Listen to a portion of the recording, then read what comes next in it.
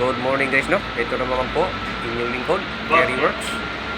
Ngayong araw guys, ay meron tayong isang Toyota Innova na gasoline engine. So, ang karamdaman nito ay hindi matino yung minor at saka namamatay. So, dito pakinggan muna natin kung anong klaseng tunog ito at kung anong naging karamdaman niya, no?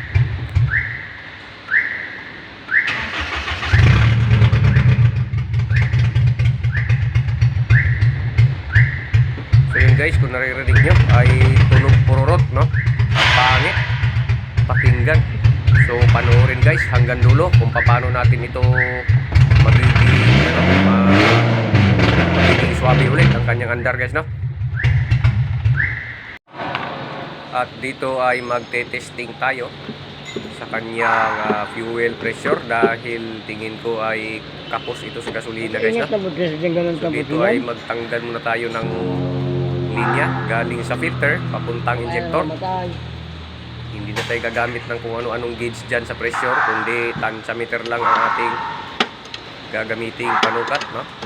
So dito ay luluwagan muna natin yung filter dahil dito ay wala tayong helper, kaya video na lang yung ating gagamiting pang check sa kanyang pressure, no? Kung ano ang ayan, nakikita nyo guys, may gasolina naman. Pero ang sirit niya guys ay tingin ko ay walang ka-pressure, no? Walang lakas. Kaya syempre, bago tayo pumunta sa ibang pupuntahan natin na part, ay syempre, ito talaga yung basic na procedure sa pag-troubleshoot guys, no? So dito tayo sa mga fuses. Checkin natin lahat yan kung yan ay gumagana ng normal bago tayo dumako sa ibang part na ating titingnan. So ubusin muna natin, no, yung ating mga fuse dito. Check natin lahat. So dapat yan ay walang putol bago tayo magpunta doon sa ating next target, no? Kaya maniniguro tayo na all goods lahat ng ating mga fuses. Dahil sa madali lamang itong trouble na to guys, no?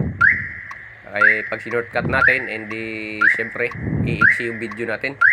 At saka walang challenge tignan, no? Kung dadayrikin natin yung ating pinagdududahan na salarin. At dito ay panay-ingay nitong ating sasakyan. Parang kinikilig habang ating tinutusok tong kanyang fuse guys, no? Parang excited talaga na umandar siya ng ayos ngayong araw guys. Pagkatapos nito guys, nating ma-check lahat. So syempre gaya ng sinabi ko na pahabain lang natin yung video. So ayun dito guys, no, sa ating pantawas, ayan, wala naman siya trouble code, no? So ayan, makikita nyo ay wala talagang trouble. Pero ganun pa rin yung sistema. Hindi pa rin makaandar ng maayos. At saka dito kita natin na walang ilaw yung dashboard. Pati gauge hindi gumagana. Ayan, no? Ayan, namatay. So dito guys, no, dahil sa hindi siya ma-connect automatically, so manually dito tinagahanap. So kakaunti na lang at mauubos na natin itong selection dito kung saan natin siya makukuha, no, dahil dito ang lumalabas hindi Innova. So pag ganito pa rin lang guys, no, pag wala siya dito ay gagawin natin dahil sa duda natin talaga ay fuel pressure, no, mahina. So ibababa natin yung tangke. Check natin yung fuel pump dahil sa bagong palit naman daw ito. So dahil sa bagong palit ay huwag tayong pakakasiguro, no, baka factory defect. So bababa natin mamaya yung tangke. So ayan, no, wala pa rin tayong makuha. So incision tayo. So dito nga guys, no, ubos na natin yung selection pero walang Innova. So wala tayong choice kundi ibaba natin yung tangke, no. Check natin mano-mano yung fuel pump. So let's go. At dito guys, dahil sa ibababa natin yung tangke para mag-inspection tayo sa fuel pump, no, ay siyempre i-lift na natin to para sa ganun ay madali na ibaba ang tangke, no? Dahil sa wala tayong nakitang leak kung saan baka ito ay nasa loob ng tangke nung nagkaroon ng leak guys. Kasi experience ko na to, no? Hindi lang isang beses kundi siya agad tinumbok. So dumaan na tayo sa tamang proseso. So ito na ngayon yung guys, no? Ito na yung main target. Kaya sigurado ako ay makikita natin kung ano yung problema dito sa loob ng ating fuel tank at fuel pump. At ito na nga guys, no? Binababa na ni Kerry Works yung tangke. Mag-isa lang yan guys. Hihingi na lang yan ng tulong pag naipit yan guys, no? Ganyan si Kerry Works. Naka all blue pa rin, no?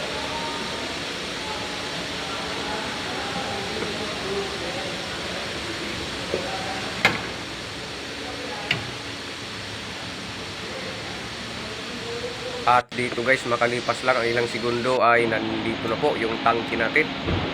Naibaba na natin, so kailangan natin itong buksan para ma-check natin ng maayos kung saan nanggagaling yung naging low pressure ng ating fuel system. Pwedeng mangyari na factory defect yung fuel pump na ikinabit, or mismo may leak sa loob ng fuel pressure line na nanggagaling po sa fuel pump, no? So dalawa lang yan guys, no? Kaya tanggalin na natin nang magkaalaman na kung nandito ba talaga.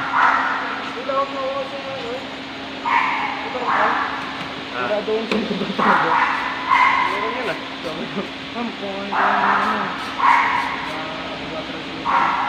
Binandaan ko din sa akin. Binandaan sa video. Meron yan, yung turbo. Sige, yung turbo. Ito yun lang. Sabi na sir, pwede na. Video, ito yun. Nag-i-tinsip ng patino. Dahil kanya. Ang ginawa mo doon? Palit turbo.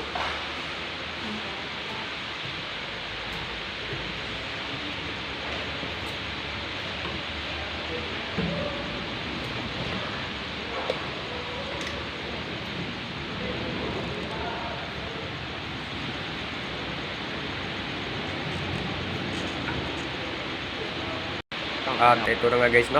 Bubuksan na natin itong fuel canister kung nasaan yung fuel pump natin para ma-check natin sa loob kung ano ba talaga ang pinagmulan, no? Dahil sa wala nang ibang mapagbintangan kundi ito lang talaga. Kaya kailangan natin itong buksan kung anong makikita natin sa loob, no? Konting sikwat-sikwat sa plastic lang, kaya dahan-dahan lang, baka mabasa guys.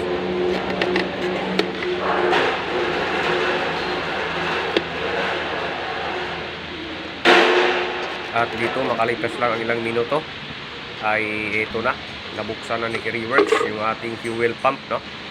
So dito, ano kayang makikita natin dito sa loob?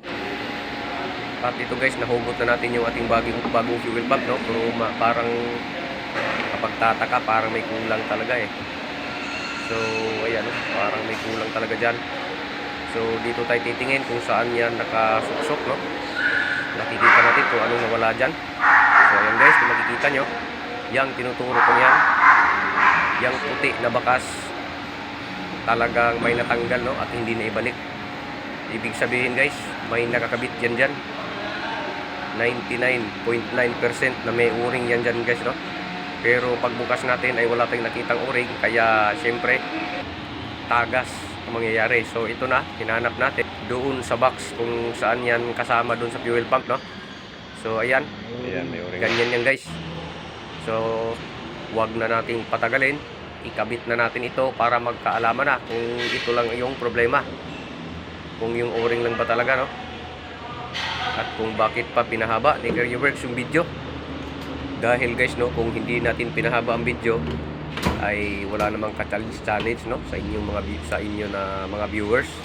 Pero ganun talaga ang tamang proseso sa pagto-troubleshoot guys. Kahit alam natin na nandun nagmumula ang problema, kailangan pa rin natin na idaan sa tamang procedure yung ating gagawin, no? So antayin na lang natin kung anong sunod na mangyayari. Pag ganyan lang yan guys, si Kerry Works, pero nakangiting aso na yan. Parang nakikita niya ang kanyang tagumpay. Ayan, no? Todo pa simple. At dito, testingin na natin guys, no? Okay, start. Hop. Hop, hop, hop, hop. Okay. Off muna. Malakas. Yung! Relax. Ayos na! Hindi, may ano na, malakas ang tulak. Malakas. Hmm. Parang power nila. Parang power ni Kapuroy. Start niya. Sige. Start. Sige, start mo na. Sige. Anak ng sibuyas, hop.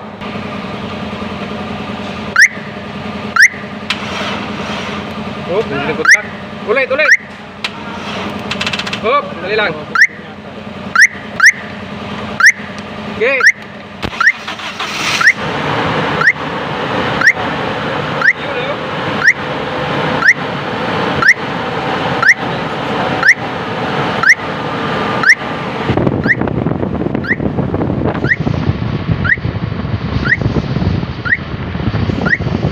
At dito guys ay umandar na nga ng tuluyan, no?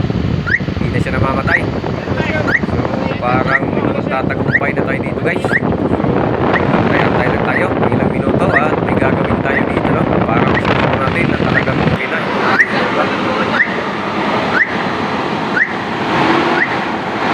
At ito na guys, no? So alam na this. So carry works, pasok. So ito guys na, tapos na natin gawin. So wala nang ibang titingnan pa, kaya ito na. I-test drive na natin, no? So sana kunin na itong mayari mamaya, no? Para hindi na magalit. So yun lang guys, no? Sana nasundan nyo po yung video. Ay napaka basic lang po ng ating ginagawang troubleshooting, no? So bali ang issue guys ay naglo-low pressure po yung kanyang fuel system.